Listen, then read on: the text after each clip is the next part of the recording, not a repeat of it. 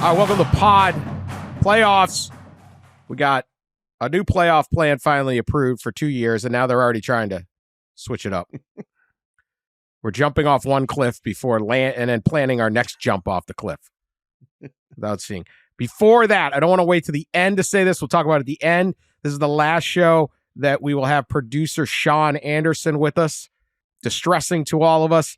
Fantastic work, service to the pod. Sean, great service to a really important need in this country is someone to organize the three of us so we can do this. Tremendous work. Great guy. Great producer. We hope in the future we get to work with you again or individually or some whatever the heck it could be. But thank you for the last couple of years here, everything you did for us. So we'll talk at the end. Absolutely outstanding work and hilarious dude, great worker, great teammate. Yeah. Sean, you stink. That you won race for the case, and now you're based. We can't. Yeah, that's why I said you stink. Screw you and your picks, Sean. He mic dropped us. I win and I'm out. Yeah, he did. We can't get revenge on him. On him. Anyway, I am taking Sean out on the Tizown since he lives about 20 minutes from me or so next weekend. So we'll be sending the pod some selfies. All right, drunk there you go. Probably. Buckle up. You know what? Trophies. We'll Venmo you a drink. Yeah, we'll yeah. Who are you guys? No, no, it was great.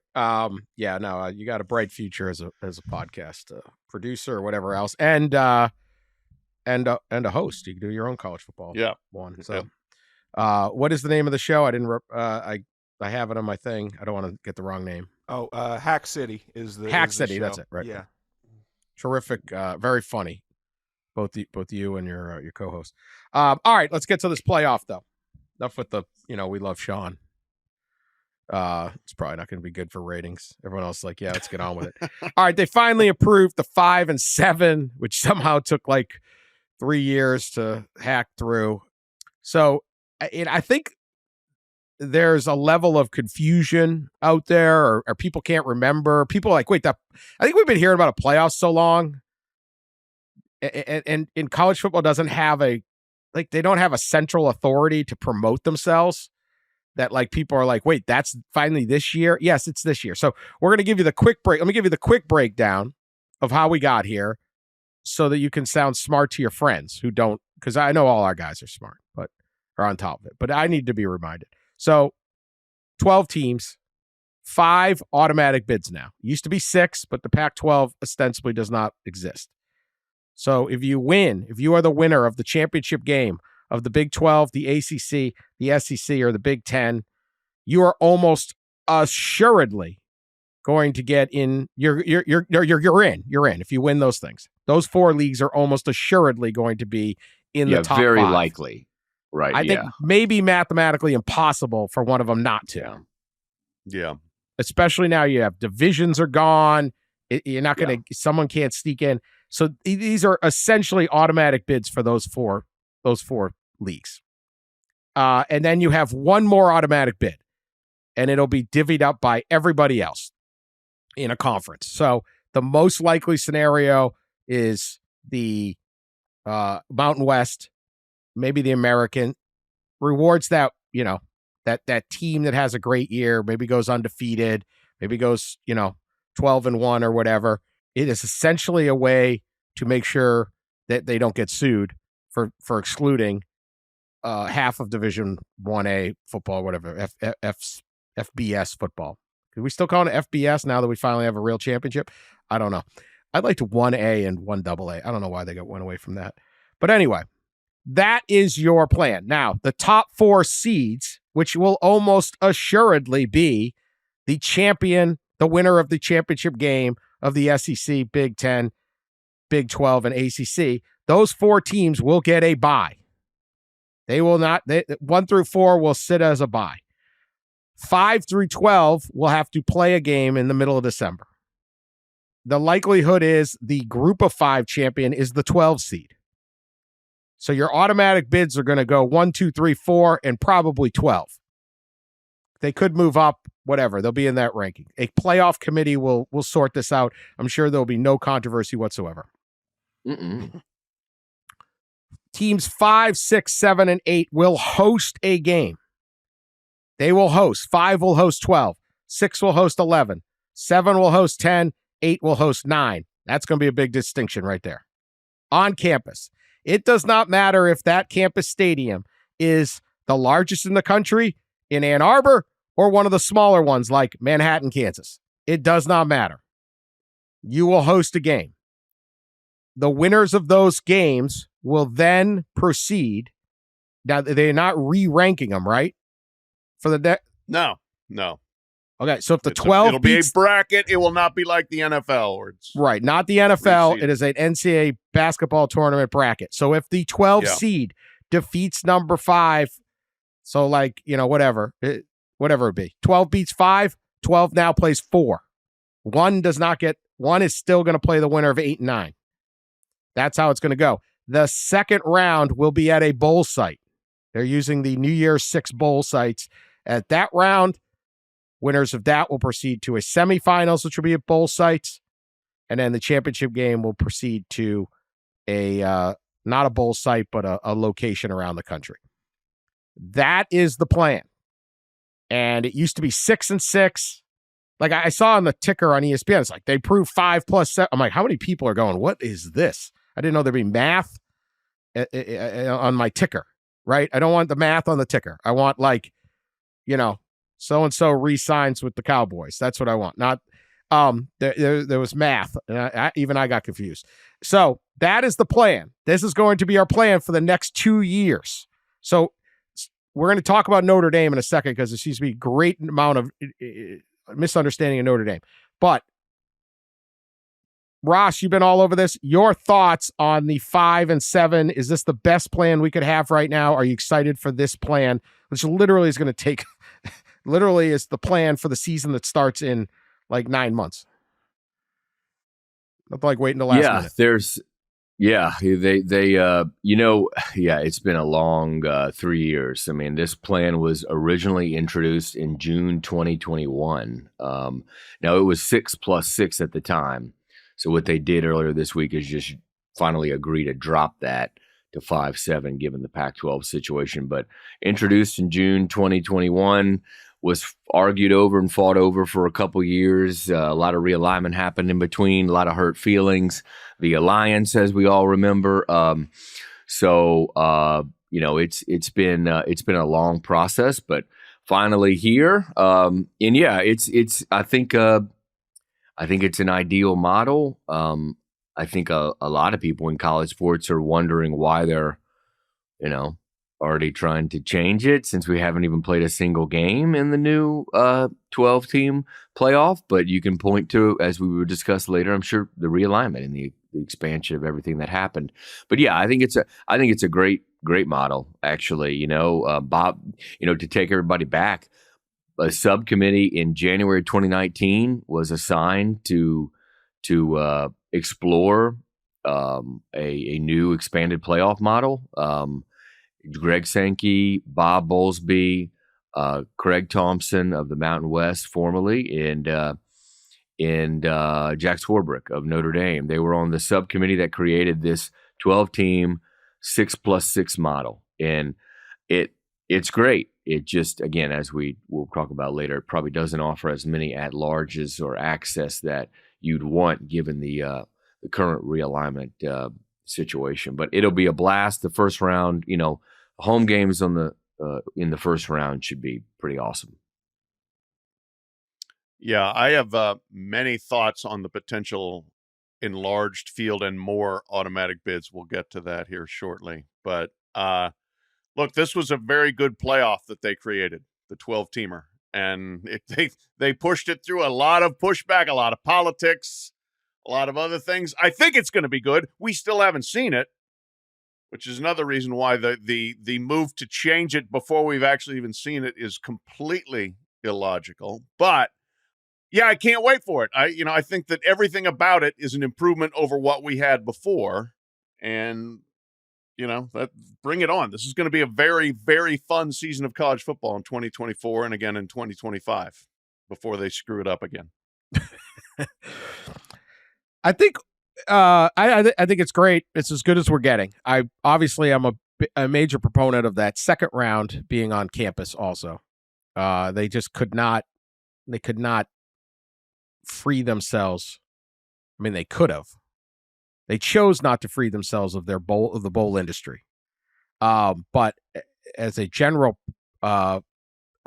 deal, this is as good as we're getting. I think that the teams, when 5, 6, 7, and 8 host, it's going to be just unbelievable event for that city, that campus, the businesses, the fans, the whole thing. I was at the Michigan Ohio State game last year. And again, I think this is why people just they're not focused on it because there's been so much like, what is the plan? And honestly, like yesterday's announcement should have been hyped up. Like it was, it was like an email came out. And I understand why. I'm not blaming the people that run the college football playoff room, but like you should have had a marching band and like, oh my God, look what we did. Look what we got now. Instead, it's like, what is this? Right. No one knows what's going on. But I was walking into the Michigan Ohio State game and I stopped and saw a friend of mine, Tom Lickert, and a bunch of these guys do a tailgate. They were right across the stadium. And did I have a drink? I mean, who's to say? But I was working, so of course, Are these the Diag partners? No, not group? the Diag partner okay. group. Not the Diag partner group. Anyway, I mean, I just run into a friend. And I'm explaining, we were talking about the playoff, and I'm like, you guys can host. These are Michigan fans, big Michigan fans.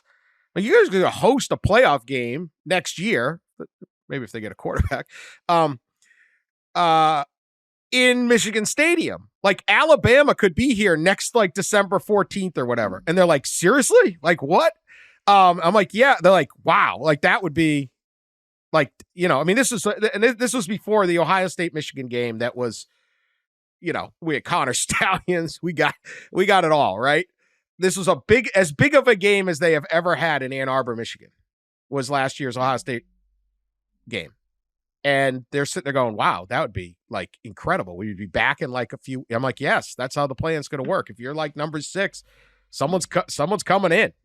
And so I just think even at places like that, this is going to be that have seen, X number of incredible football games. This is going to be unbelievable. And I am particularly excited about the idea of, a playoff game, like I said earlier, in Manhattan, Kansas, or something like that. Like some town that just, not Columbus and Metro Detroit or I don't know, whatever. Some of these places of, USC hosting a playoff. Okay, well, a lot of things happen in LA, but man, imagine this thing in Waco. Imagine this thing in Morgantown. Imagine this thing in wherever. It'd just be so big. I think it's going to be awesome. And then I think the 1 through 4s are going to say, hell, we got to be in on this. We have got to get a host.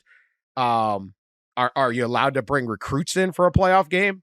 I don't know what they've come to that bylaw, but man, talk about a recruiting advantage. If a week before the early signing period, you've got the biggest game in the history of, and there's only 4 games the whole weekend. Incredible opportunity. I think the on field is what people should be most excited for. And I guess I'm being a little bit of a cheerleader. I just feel college football has no cheerleaders right now. Like no one just being like, this is awesome. And part of it is their own fault because they can't even let the announcement of this exciting playoff go without already saying we're going to muck it up in the future. So rant over. So there's one more thing that needs to be addressed because I saw this all over social media, people talking about it. I got asked about it on some talk radio. Notre Dame. Notre Dame is not in a conference. Notre Dame is thus incapable of being a top 4 seed in the college football playoff. Notre Dame could go undefeated and win all their games by 40 points. And they cannot be the number 1, 2, 3, or 4 seed. And stop your chuckling. It's just a hypothetical. Okay. Boise State could do it, and hell, they could be number 1. Notre Dame cannot. They cannot be in the top 4. And everyone's saying, well, Notre Dame got screwed. Notre Dame, I don't think they're really feeling bad for them, other than me. Notre Dame, this is it. Notre Dame's got to join a conference. They cannot get a bye. This is a bad deal for Notre Dame. This is not a bad deal for Notre Dame. No. Anybody who is espousing that opinion has no idea what they're talking about in terms of this whole deal. This plan was in part written by Jack Swarbrick, the athletic director at Notre Dame. He was on the subcommittee that Ross mentioned. And he wanted this. Notre Dame does not play in a conference and thus does not play a 13th game every year in the conference championship. Ergo, they will get, if they do win all their games by 40 points, they will still only have 12 victories. They will only have played 12 games. So, as part of the deal to maintain its independence, which it treasures and has been very, very good for Notre Dame, they agreed to this deal. If they are good enough to be in the top 4, and how many years are we talking about here? That, maybe not. They will be the 5 seed. That's the best they can do. They, though, have access through at-large bids to get into this playoff. So they can always get into the playoff if they are good enough. They do not have to be as good as they did under the 4 team. They can go out and sell to recruits. We're in this thing just like everybody else. And yes, we might have to play an extra game, which could affect us winning, making it a harder road to win the national championship. Now, I don't want to say anything down about Notre Dame or Marcus Freeman, handsome Marcus Freeman, or all the kids at there. I don't really think anyone at Notre Dame is sitting around going, well, we might not win the national championship. National championship's a little, we'll cross that bridge when we get to that bridge. They just want to be relevant and independent. And this allows that. Being the 5 seed, so the years they would give up that bye, they're the 5 seed, right? Because they would have been the 1, 2, 3, or 4. So therefore, they would be the best at-large team. They'd be the best team left after those 4 get sorted through. They will be the 5. They're going to play a group of 5 team in Notre Dame. That is a very fair trade. That is not a bad thing. That is not a non-competitive. It's not as good as a bye if you're trying to win the national title, but it is a very fair deal. That is not going to be that hard of a game. The group of 5 team is going to be a significant underdog every single time. Maybe they pull off an upset, and that would be great. Getting these smaller conferences to have a chance and have so important for the growth of the sport, the stability of the sport, the hope for the sport. Like, if you're a group of 5 fan or coach, this is you are better off today than you were yesterday. You've got a path to the playoff, a realistic one, not all hell's got to break loose and we got to be perfect. And so it is great for Power 5 teams, or a group of 5 teams, which we like. We want all these conferences to be healthy. We want every school in the country, all 130 something, to be like, I got a chance. And I can excite my boosters. And we're playing a game in November that might get us in. Like the residual excitement that this will bring. But still, you're going to have to go play Notre Dame. So Notre Dame gave up almost nothing. And because their access to the playoff, they do not have to join a conference right now. This was a move to preserve their independence, which they treasure, which has been very good to them. Look, it's not going to last, but they got the number 1 recruiting class right now. Like, they're recruiting well. They sell out. They get the biggest TV ratings. When Notre Dame comes to your campus, it's the highest price ticket in history or something like that. They remain a big deal. But this was a very, very smart move by Notre Dame. So, thoughts on Notre Dame? Am I wrong anywhere on that? This is what Notre Dame wants. This is what Notre Dame wants. They don't want to be pushed into joining a conference. But if you're going to remain with access to the playoff, okay, you got to give a little something. That's what they're going to give. They're going to give not having a chance to get one of those automatic berths, but they'll make that trade because that being independent has been so much a part of who Notre Dame is and what they want to be that's priority 1. So if they can still have access to the playoff and be independent, they're fine with that. There's nothing more frustrating, at least for me these days, than a post on social media going viral that is either old news or doesn't provide the full context, or both. And that was what happened with the Notre Dame post from kind of an aggregator type of Twitter account earlier this week, and people just lost their minds when not knowing that, one, this was now 2.5, almost 3 years old. And two, that Jack Swarbrick, as Dan kind of alluded to, not only was on that subcommittee in part in agreement to all this, Jack, from what I understand, Jack was kind of the ringleader of creating the format. He was really the one to really put things together. I mean, they all did it, but he was the one that really examined it closer than others. And like he has all these documents and stuff and all these spreadsheets and all this stuff. And I remember him telling me for a story about a month after they decided on the format back in June 2021, or after they announced it. I remember him telling me, we don't have that 13th data point for the championship game. And so this is what our compromise or concession, whatever was, is because we don't play that championship game. We took a kind of I guess a pass on having a bye. And yeah, absolutely. It was, I think a lot of people at the time thought that was a great thing and a compromise thing for Notre Dame to do. Yeah, this is something good for everybody, that whole deal.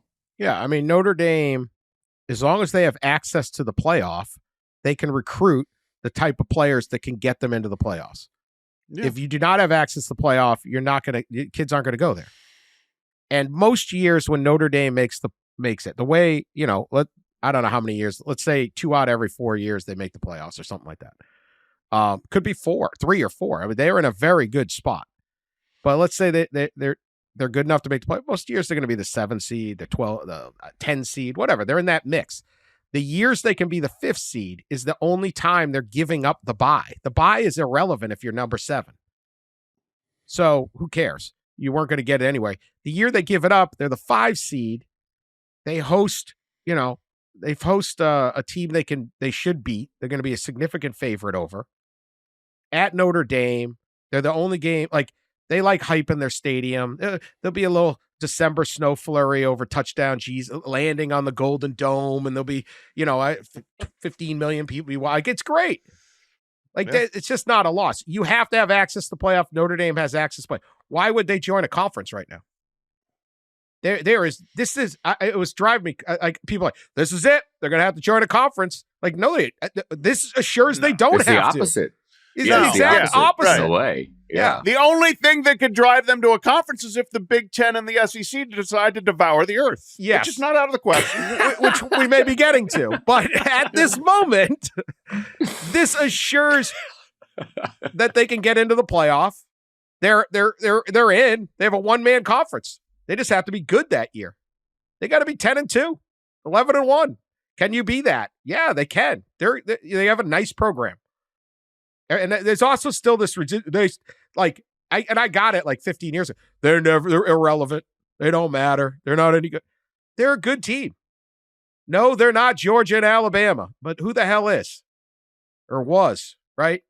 I mean, we've had 5, Michigan was an upstart. The sport was so top heavy. Who the hell were those people? They matter, and now they can sit there and be like, we are independent. We can get in. We got to get in 2-3 times. I mean, their recruiting could even boost even more as people see them as a real playoff team. And man, I'm telling you, these playoff games, one game, the only game being played, we're going to have a whole Friday and Saturday of that first round. People are going to be jacked up. These are huge TV ratings, and everyone's watching 2 teams. It's like the college football playoff. The exposure you get from that is going to be so significant getting into these playoffs. It can't hurt. Is it going to change anything? Can Notre Dame really build a power that is good enough to win a national? I don't know. NIL helps them, but I don't know. But this is a great, great deal for Notre Dame.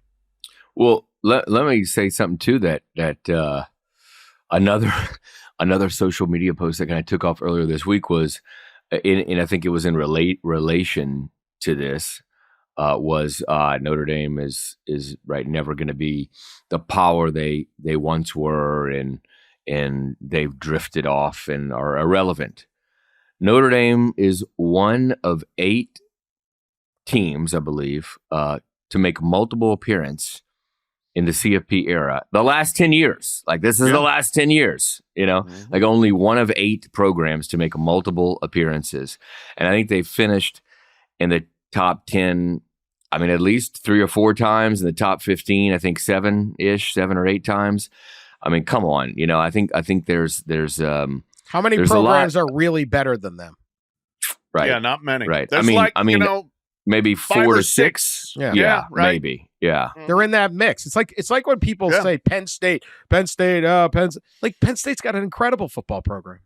They do really, really well. They put out first round picks. They have an incredible stadium. They win most of their games. And this is what the playoff, I think, will help with, is like, okay, they can't get past Ohio State. Well, nobody could until Michigan did. Like, if everything is on, did you win the national title? We're looking at only a couple programs. And I hope that the playoff, what the playoff does is make more people feel like they had a great season. Yeah, right. And we got in the playoff. Oh, it's incredible. We won a game. And that's why it's important for the group of 5. I think this is going to be an incredible boost for that program that gets in. It's going to be really exciting for them. It's something their fans can rally around. I just feel like those late season games with contenders in the Mount West American are going to be like, everyone's going to start watching, right? Oh, wait, I got to watch that Mount West championship game. And that's what we want. We want all the conferences to have something to play for. We want mid-major or whatever group of 5 football to matter as much as it possibly can. And it matters more now. Everyone's talking about how it's worse. And in some ways it is, like, they've taken teams and you got poaching and all that stuff, all true. But for the first time ever, Boise State finished 3rd. Like, they had a couple top 5 finishes. They had a team with like 6 NFL draft picks on it. Not bad. Like, Kellen Moore wasn't, like, they had a good teams. They were like, nah, we're not letting you guys in. Yeah. No, this would be so much better for so many more schools, I think. Yeah. We'll be back right after this. Now, that said, I would like get to the point where they screw it up. They're trying. Well, it's better for everybody, the 12-team playoff, except probably the conferences with a lot of huge brands who just expanded to 16 and 18 teams. They say, right? They say. So let's segue into who the hell yesterday. Made you do that? That's right. That's a good point. I did not see the gun point where you said, hey, we got to get 18 teams in here. All of a sudden, all the middle of the Big Ten go, wait a minute, we're never going to make the playoff. You shouldn't have invited these other guys, but you wanted your money. Everything here is about money. Well, or you shouldn't have accepted the invite for some of those teams. Or, right? Don't accept it. Yeah. Yeah. Well, wait. We're not UCLA. US. Yeah. Oh, hell. Wait a minute. It's very funny to me that the Big Ten is like, we could possibly have 4 automatic bids when, we've been saying the whole time, you guys do know that Michigan, Ohio State, and Penn State they're in the way. These are fairly immovable objects. Not easy to jump over. Yeah, some years here or there, but they're coming. They ain't going anywhere. Like, they're going to not stop producing great football players in Ohio and Pennsylvania, and they're the only school to go to. I guess you got UC now, but whatever. Apologies to Pitt and Temple too, but whatever. They're going to. Anyway, they are talking. My main thing is I would like to see the 12-team playoff play out at least 1 year. Could we at least see the unintended consequence, the thing none of us are thinking of, is this, oh, that was a mistake. This could be better. Or, oh, this is perfect. Or, boy, we need more of this. I don't know. Like, I don't know what's going to happen, right? And that's why, like, I wish they had gone second round on campus, but let's see, okay? Let's see. Maybe it's better. I can't imagine how. But maybe it's better not to have the second round on campus. We'll see. But take a step. All the year, this has gone so slow. So slow. I wrote a book, Death to the BCS, in 2009. 2010. We came out with another one. 2010, 2011, something like that. I mean, this has gone so slow. We haven't even seen how the 12-team playoff will work. And they're already talking about expanding the playoff to 14. Not because anyone's going, I got some reservations about how the 12-team playoff's going to play out. Not because you're sitting there saying, will this be good for college football? Will this help all of college football? Will the games be exciting? Any of that. No concerns over that. Simply because we want more money. We need to make the pie bigger. And we haven't even seen what this is. Now, I will say this. We're going to probably be some rather critical of the SEC and Big Ten, which are possibly driving it. I'll have Ross explain what's up next. But this all goes back to the alliance. It all goes back to the foot dragging by the ACC and the Pac-12 RIP. It goes back previously to the foot dragging by the Big 12 and the Big East RIP. They had a deal 3 years ago that would have assured 12 teams, 5 or 6 automatic bids as it would be, long term. They could have locked it in, and they said no. And I called them idiots on this podcast and got some blowback. Little harsh, I was told. Yeah, okay. Tends to be a description of me. Proper description. But you take that deal on the table and you run with it. You love it. You grab it. Instead, they're waiting. And now the Big Ten and the SEC are more powerful than ever. And they're looking around and saying, why are we giving you that deal? And you're going to get a worse deal. And it's going to be a worse situation for your conference, potentially. And you're going to be less stable. And there's going to be less reason for your conference to exist.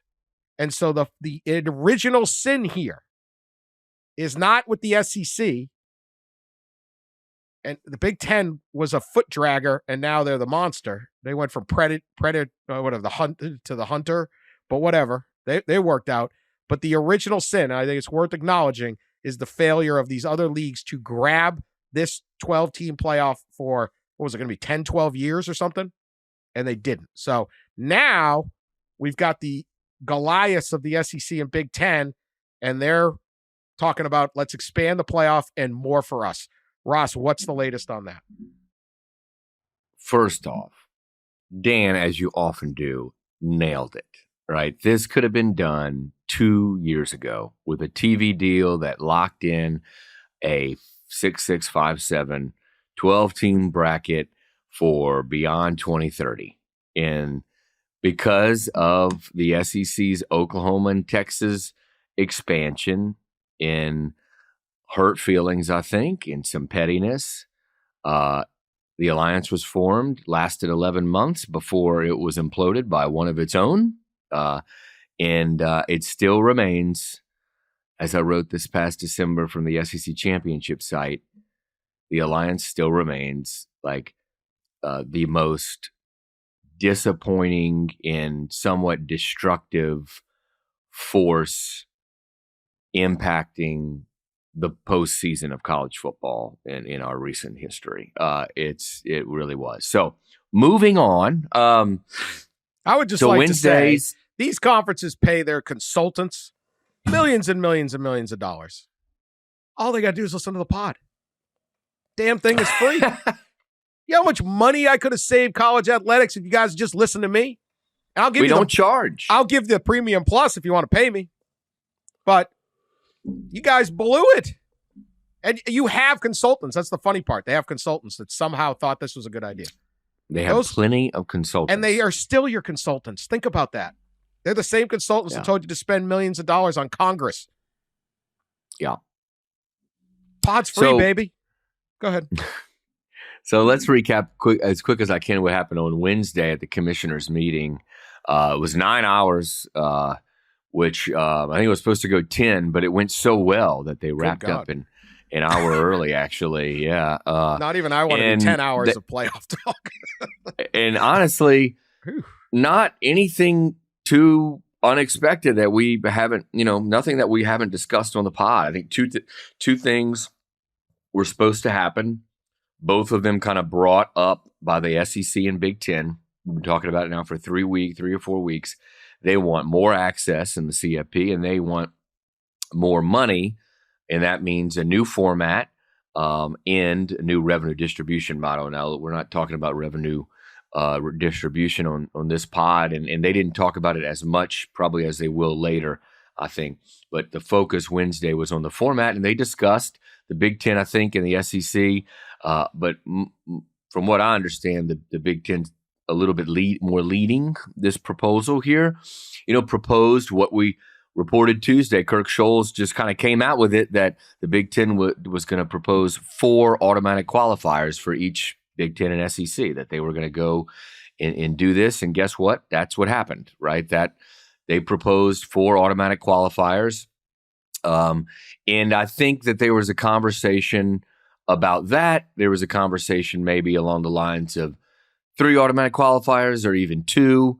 But I think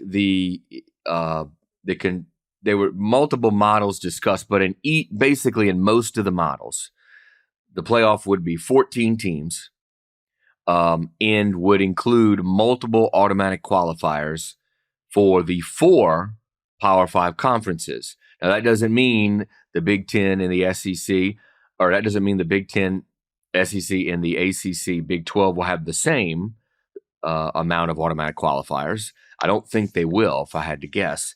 But the kind of the gist of it is we're likely headed to some kind of expansion beyond 12, likely 14, and it will have more automatic qualifiers. As many as 12 of the 14 spots will be AQ. Maybe as few as 9 or 10 of the 14 spots will be AQs. How many per there's conference? A lot of different formats there. How many per conference? Or do you think it'll be like? I think it's a range. So I think for the Big Ten and SEC, it's a range of 2 to 4 for the Power 4 conferences.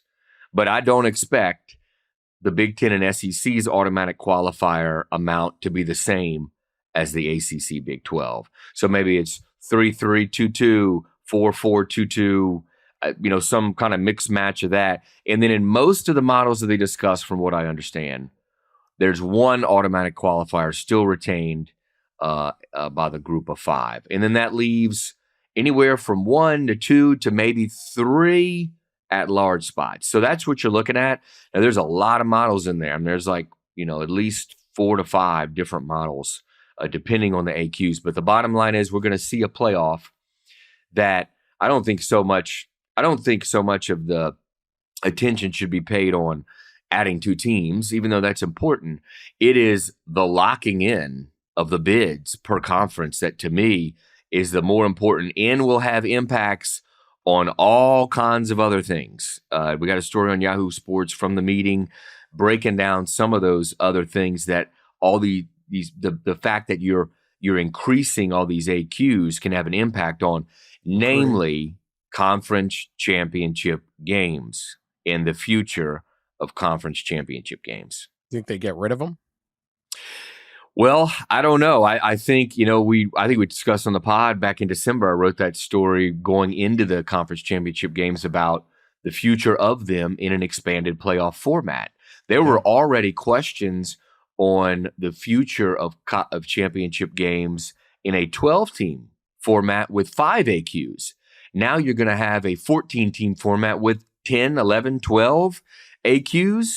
So in a multiple per league, it makes it less incentivizes you to hold another game, a conference championship game. And I think in that story back in December, several high-ranking figures told me that championship games need to be examined in an expanded format. And they were talking about the current one, not one that will give 2, 3, 4 AQs to the power leagues. So I think you're looking at a situation where conference championship games could at least eventually be on the cutting block. The problem, of course, as I think we talked about in December, is for at least 2 leagues, the SEC and in Big Ten. Those things are moneymakers. Yeah, money.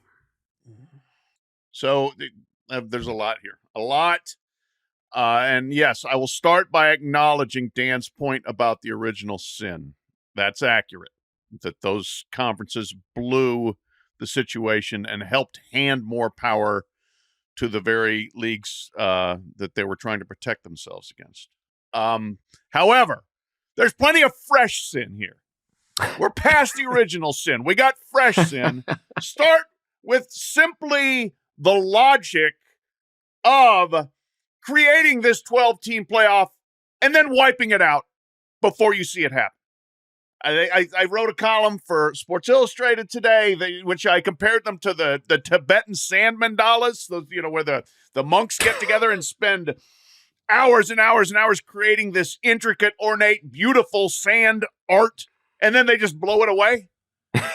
That's what they're doing here. Now that the monks, what they're doing, they are seeking to encourage healing, peace, and purification. That is not what the CFP is doing, okay? None of those things. They are seeking to find more money and more power. And yes, Ross Dellenger is correct. Going from 12 to 14 is significant, but consolidating the number of guaranteed bids in the hands of the few and the most powerful is the bigger deal, and to me, much more problematic because, first of all, why do they need it? They're already going to get the bids. They should. If they're doing their jobs well, if those leagues are performing well, then the SEC should get 3 or 4. And the Big Ten should get 3 or 4. And the others get 2.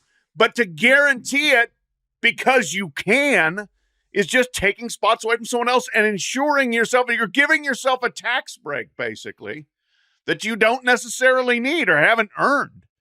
If you go to 14 teams, you have buys for the top 2 seeds. You play 6 first-round games.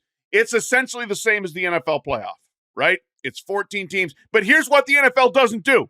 The NFL does not say NFC East gets three teams in the playoff no matter what. Because things change year to year. And all of a sudden, hey, the NFC South is looking good, and they're going to get those wild card teams. That could happen. The ACC could have a great year, and all of a sudden, they should be able to get 3-4 teams in, but they can't because we've got to get that 8-4 fourth place SEC team in there, or the 8-4 fourth place Big Ten team. So it's obnoxious to me that you are grabbing power when you've already got it. You've already got the system rigged to your benefit. You've gotten more money. You've gotten more exposure. You're getting more players. But now you're trying to guarantee your spots instead of earning them. That's what bugs me significantly here. It also they're undercutting the selection committee that they created, right? It's like, well, we don't trust those guys to pick them, so we're just going to tell you who's going to be in. The whole thing, this is one more example of the rich getting richer and the powerful getting more powerful. I don't like it. It's going to be a significant thing on the recruiting trail and all that. When if the SEC sitting there and the Big Ten, we got 4 automatic bids in our conference. That league, that's a secondary deal. They only got 1. They only got 2. Right? That is a distinction you do not want to make. Sure. I agree. The main thing with Pat, extra bids, like every year there's going to be at least 3 Big Ten or an SEC teams in. Like, how aren't there? How the heck do you have an 18-team conference like the Big Ten that has Penn State, Michigan, Ohio State, Wisconsin, USC, Oregon, and Washington? Is that 7 teams? And you can't have 2 of them make it. You need to have a guarantee. Like, this is not important. The committee's problem will be seeding and picking the last guy, right? And so they're still going to be controversial. It's just unnecessary. And I'd like to see the 12. And the biggest issue with the playoff is the at-large bids. How many at-large bids are there? Because that's what takes away the importance. The one thing we are losing in this, right? Undoubtedly, is the huge regular season game, the do or die, the Michigan-Ohio State last year. Now, granted, Ohio State still could have made it in, and the year before they did. That's the problem. They still do get in, even at 4. But if Ohio State, Michigan last year, which I think was the highest rated game in X number of years and all this stuff, great game, great football game, everything we want in the sport, including bitter controversy and suspended coaches. If that's a 12-team playoff, the stakes are lower, undeniable. Now you are trading that game still would have been a bitter blood fight regardless. That's the beauty of college sports. It still matters. You're playing for seeding, though. It's just different. There's a little bit of an edge off it. You can't ruin the other guy's season. And that is absolutely one of the great positives of college sports that is going to change. Now, we are trading those that happen here or there for guaranteed you're ending their season when you play in a playoff game. So as a whole, you're going to get more of them, but it's worth acknowledging. But the more at-large teams you create, or the more guaranteed slots you have, the more you devalue that. And so I think, I've always been a playoff proponent, obviously, but I'm cognizant to the idea that games should matter. If you have the limited number of at-large bids, keeps those games from mattering as much as possible. And that balance, I always thought would work, and I think will work. But if you keep expanding, it becomes less and less. And that is a problem. And I saw a quote from, I think, Petiti saying, team might have lost 2 or 3 times. I still want their November game to matter. I understand that, but that's not what the sport really is about, where you're like, oh, don't worry, I just got to finish top 4. I don't like that. I want, they probably should at this point go, if they're going to go 14, they should probably go like guarantee a slot for a group of 5 champion and then just do 13 at large, rather than we're going to have different amounts of automatic bids based on our league, because that's just a tempting deal for a Florida State. Gives one more reason for Florida State to say, I got to get in those leagues. Even though really they have a better chance of winning their own, but they're going to go for that little shiny object. A couple things. Just to play devil's advocate and kind of give the side that I've heard from the Big Ten SEC on this automatic qualifier. So obviously both those leagues have expanded. They probably have 12 or 13 of the top 15 football brands, right? Successful football programs the last 20, 30 years or so. The thought definitely is, number one, we wanted bigger matchups in the regular season, right? Bigger clashes, more difficult schedules. Both leagues are talking about increasing their amount of conference games. The SEC going to 9. There's even talk, I've heard, of Big Ten even going, to like 10 or something at some point eventually, down the road. So I think the fear is that, you're playing this difficult schedule and you could lose, 3, 4 games. And the thought is you'd still have teams that are worthy and good enough to be in a playoff over, say, right, a 10-2 from another league or something like that. So that is certainly one argument that I hear about the AQs. The other one is the selection committee. And look, this is one where I feel like I'll give my actually opinion a little more here. I hate the subjectivity of the selection committee. I think I've talked about it on the pod before, and all of us probably have done the mock, or a lot of us, the mock CFP. And I'll never forget going into the media mock thing where you sit in the same room, you go over like a previous year's playoff, right? You see all the numbers on the computer, you argue back and forth of what team should make it.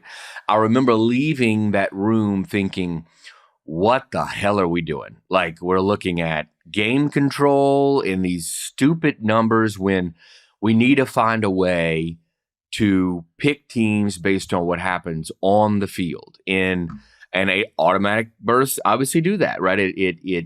It would be by the conference standings, and you'd have teams jockeying to get a certain position in the conference standings. I'll be honest, I like that part of it. I do. But having said that, you would be potentially at 4, certainly AQs. You have to go back historically. You potentially could have like an 8-4, shoot, maybe even a 7-5 team in the playoff. And that's why I think there was probably at first in the room yesterday some pushback on the 4, which we may see a compromise to 3 or 2 or something like some kind of mixture like that. So that's just kind of two little things there. Go ahead, Pat. Yeah. No, and look, I get that. I do. But who devised the selection committee? These people, same people, conference commissioners. We're going to choose this by a committee. And then we're going to, put out the esteemed credentials of all these smart people who we're going to bring down to Dallas and force feed jalapeno cream corn and game control 5 times. And then we're going to say, no, never mind. We don't like them. We don't trust them because they're not helping my conference enough. Secondly, you're going to go by conference standings, right? You're going to play in the SEC this year an 8-game schedule for 16 teams. How even are those schedules? Big Ten, 9-game schedule for 18 teams. How even are the schedules? You're going to decide, and I guess the conferences will decide for themselves who the top 4 are. You can have a conference champion, and you can have a conference runner-up. Who decides who's 3rd and 4th? It'll be by standing, right? Strictly by win-loss? Okay, how do you break the ties? Because there's going to be ties. Yeah, that's going to be a real issue for sure. Yeah. That'll be an issue. And if you get the schedule where, hey, you know what? You don't have to play Michigan and Ohio State. You get Penn State and you get Washington, you get Oregon. It looks tough, but it doesn't turn out to be as tough as this other schedule. That's going to influence how these things break down. If we decided a committee is not smart enough to figure out strength of schedule. That's what we're basically saying. That's what they're saying. That they have a committee to sort through. Yeah. One of the problems with the BCS, and I spent way too much time going through all these back in the day, but the rankings, when you left it open to this coaches and the Harris poll, they had this thing, the Harris poll. Too many people would just, the Harris poll was ridiculous. Like one year, a guy didn't even vote in the final one. He forgot. Like, we would call we called Harris poll voters the Urban Meyer Utah team. Josh Peters at USA Today, a great reporter, and we called Harris poll voters after they beat Alabama in a bowl game. And there was we found 6 Harris poll voters in our first 9 calls who were like, God, Utah is good. It's the first time I saw them all year. Like, okay. What do we, you're literally determining this stuff. Could you just stay up late and find the, CBS Sportsnet or whatever? Yeah, they're good. They have the number 1 pick in the draft and Urban Meyer coaching them. They're good. Okay. So the subjectivity, the playoff committee is supposed to be able to say, listen, man, this is the SEC. These guys had to play at LSU. They had to play at Texas. They had the crossover. They're supposed to sort that out. The subjectivity is still there. It's just being done before. You're just saying subjectively, we're deciding that the SEC and the Big Ten deserve 4 bids. It's still subjective. How do we know they deserve 4 bids? I assume and that's in a 14, but in a 12-team playoff, again, I am going to assume that there will be 3 to 4 teams from those leagues in every year. I think that, the ACC and the Big 12, maybe they can get a second team in. Maybe not. You don't know. And then there's Notre Dame. Other than that, who the hell's getting in this thing? You got 11 spots. The SEC and Big 10 are going to take 2. That means there's 9 spots left. Of the 9 top teams, how many are going to be in the Big 10 and the SEC? I'm guessing 6 or 7. Well, that would be 4. So let it play out. The subjectivity is still there. It is not a good move for the Big 12 and the ACC to get a different amount of automatic bids than these 2 conferences because they really don't need an extra automatic bid. We know that if Georgia gets in, well, so shouldn't LSU should make it. These teams are going to get in. So I just think this is another bit of just grabbing a little turf, grabbing a little more power, grabbing a little more influence. It's not the best for the whole game, and we haven't even seen how we play a 12-team out to go to 14. Would it be is this going to be the death of no, it's not. It's going to be fine. But I think it's just more political than anything else. It's probably a distinction without a difference. But I'm just not. What if one of these leagues doesn't have a good 4th team? Right. They're going to be years when a 3rd ACC team or a 3rd Big 12 team, or God forbid, or a 2nd. Yeah. What if Boise State and Appalachian State are really good in the same year? Right. So I don't know. All right. Anything else? This is going to be when would they possibly expand the playoff that hasn't even the expand the expanded playoff. The expanded on the expanded playoff. Yeah. This is all for 2026. So the next 2 years are set. So But this when would would they all vote? start. When would they in vote? 20 Yes. Well, Soon, yeah. right? Yeah, I mean, Soon. Bill Hancock said that they need to probably have a lot of these things resolved within the month. I think a good timeline would be by the Final Four in early April, that they would have something done by then. Because remember, the TV deal at ESPN, the offer's just sitting out there, right? And it hasn't been signed. It hasn't been agreed to because they can't agree to these other things. And it's not just format, right? It's the revenue sharing model going forward, and it's the voting rights structure. Voting rights should be easy to tackle, a little easier than the other two. But yeah, they'll probably have a video call. Commissioners will in the next couple weeks, and then I'm guessing they'll meet in person again a couple times before the Final Four. All right, it's going to be interesting. Speaking of, you know what? The same people who want to expand the college basketball tournament, even though it doesn't need it, and the people who wanted to expand all the conferences to kill the Pac-12 are the people who want to expand the playoffs. So that's what we're dealing with. There we are at. All right. This isn't necessarily people's court, but let's have some frivolity. Did I say that word right? Probably not. Frivolity. Unless we have anything else on this. We had a lot. We got like halfway through our rundown, which we went over 45 seconds before the show. All right, we want to close the show, though, with a nod to the Mountaineer fans out there, West Virginia, maybe some Marshall fans, too. Charleston, West Virginia, great city. You ever driven through there, been there? Gritty. Love that landscape and all that. But it's a somber time in Charleston, in the Kanawha City neighborhood, little neighborhood of Charleston. They had a Hooters. They had a Hooters restaurant, chicken wings and other things at Hooters. Probably popular with our audience. I don't know. Maybe some people have been there.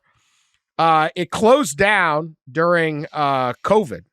They never opened back up. Ooh. And the building is now going to be demolished.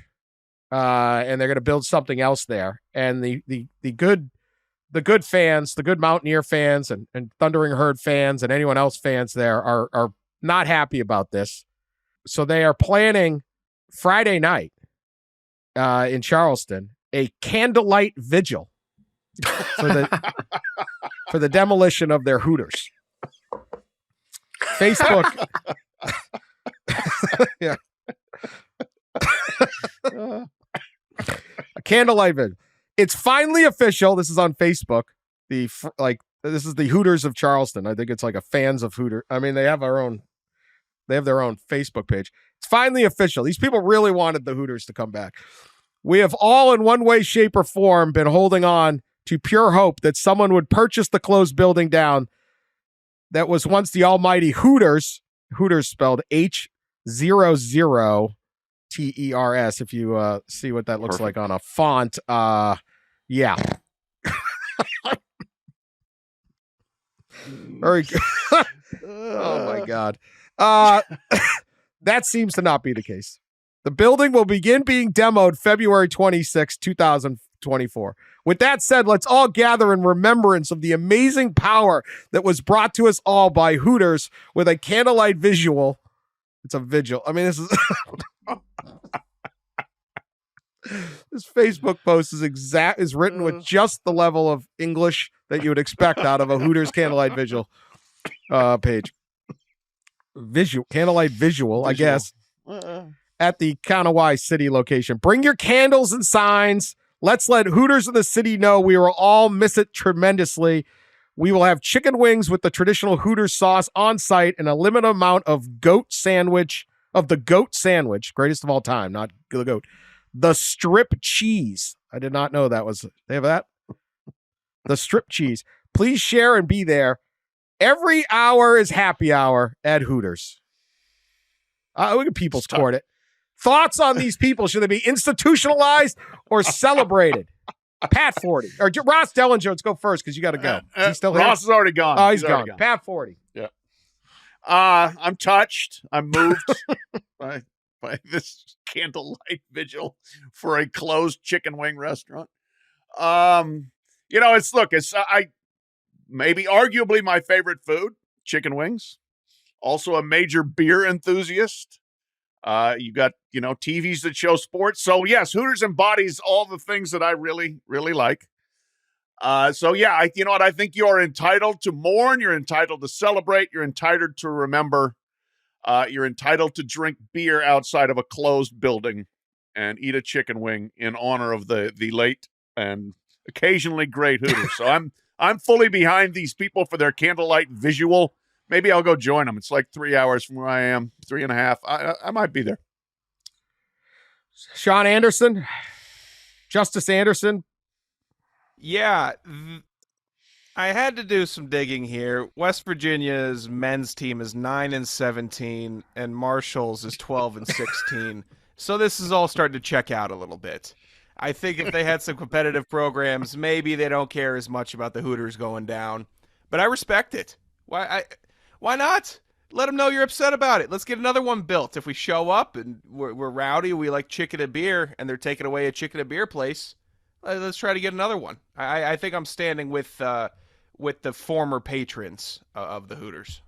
I mean, listen, we've all either been to or seen, like, when a bar closes, like it's a family bar and whatever, they want to sell or whatever. They'll have like a last night party or last week. People will go. I've totally seen these, and they're great. And it is sad because you spend, that's your spot. I have never heard of one when it's already been closed for 3 years. You candlelight vigil. And it's a chain. And it's a Hooters. It's not. Yeah, right. Mr. and Mrs. McGillicuddy are getting old. They're going to close their little Irish pub. What a great time. Met my wife there. Maybe somebody met their second wife at Hooters. I don't know. Are there any other Hooters in West Virginia? Let me check. That's the other thing. I mean, like, it's got to be, right? I would Hooters, hope. But oh, yeah. Oh, not many. Like, not many. If Hooters is such a cultural, iconic spot, I mean, I hate to say it, but the good people of the Kanawha Valley area there might be a little behind the times. Looks like there's one down. Nope, that one's closed. Looks like they're all closed. What happened to Hooters? Wow. I don't know. Hooters is done moved out of West Virginia. I don't think Hooters is really that popular. I mean, they had their day, man. Yeah, that's what I'm saying. They're a little behind the times. Yeah. I'm on Hooters.com. Look at this. I would like to tell HR this is official business. On the company computer. No Hooters in West Virginia. Wow. Joe Manchin's wasting time working on NIL. Let's deal with the issues that really hit the people of West Virginia. That's right, Joe. Come on. Get them a Hooters. I understand the disappointment. The wings are good. I'd never had the strip cheese. I'd never heard of that. No. Anyway, have a great night. Please send us some pictures if you're there. Yeah. If you're listening, send us a picture on social media for at the Hooters candlelight visual or whatever else. Classic. All right. We will be back next week with more. Continue to subscribe. Again, thank you, Sean Anderson, and we will talk to you later.